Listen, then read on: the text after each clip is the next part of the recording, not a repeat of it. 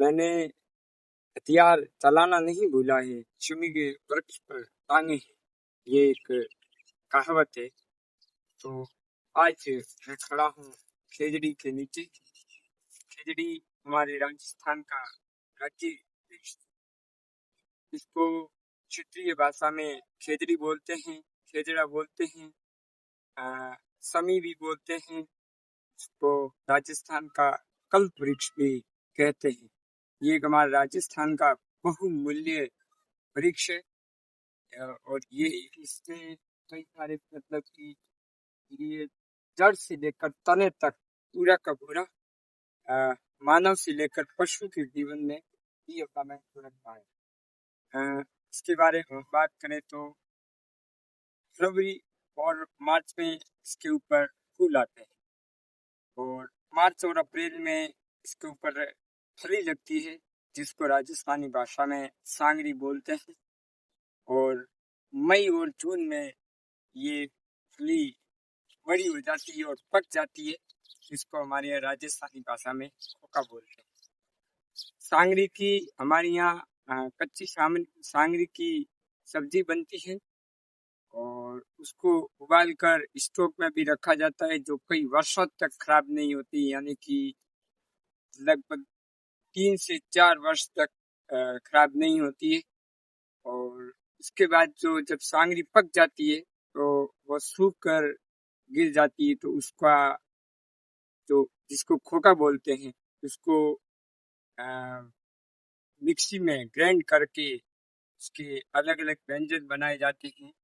जिस प्रकार बाजरे की रोटी बनती है, उसी तरह इसके रोट भी बनाए जाते हैं और वो भी खाने में बहुत स्वादिष्ट होते हैं।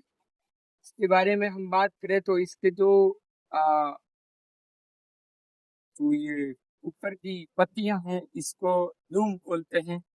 ये बकरियों के, भेड़ों के और ऊंटों के खाने के काम आती है।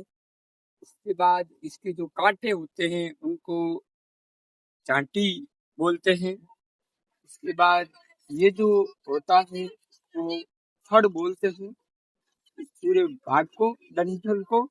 और ये अलग अलग कामों में इसका, जैसे गूंद होता है तो इसका गूंद भी बड़े ही औषधि के रूप में काम आता है।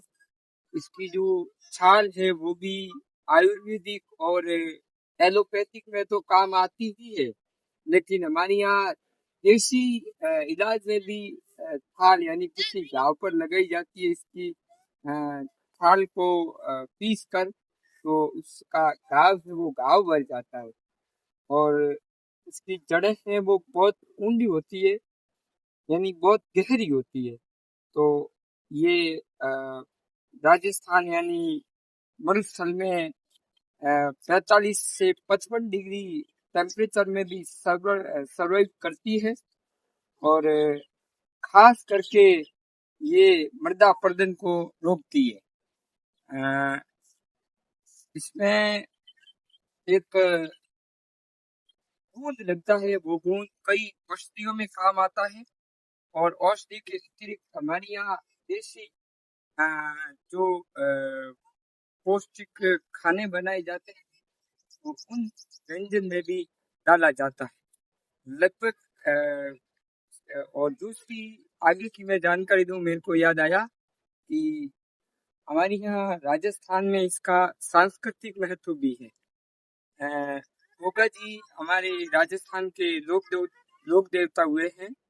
तो उनका जो मंदिर होता है उसको थान बोलते हैं।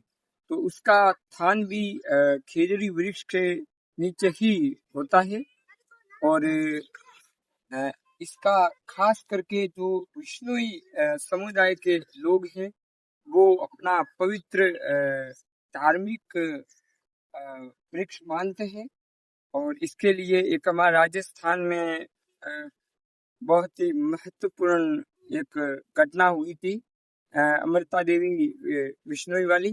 तो वो भी एक हिस्सा है, लेकिन उसके बारे में आप सब जानते हैं कि 363 महिलाओं और पुरुषों ने अपना बलिदान दिया था खेजड़ी वृक्ष के लिए। वो भी एक कहानी है, लेकिन वो कभी और बात करेंगे। और बस मैं आज आया हुआ था खेत में, तो मैंने कहा खिचड़ी को देखा तो मैं खिचड़ी के बारे में जानकारी याद आ गई, तो मैंने कहा मैं मेरे साथियों को जानकारी दे देता हूँ। मैं आपसे कहना चाह रहा हूँ कि मेरा उड़ान अकेडमी जिस पर आप अभी ये वीडियो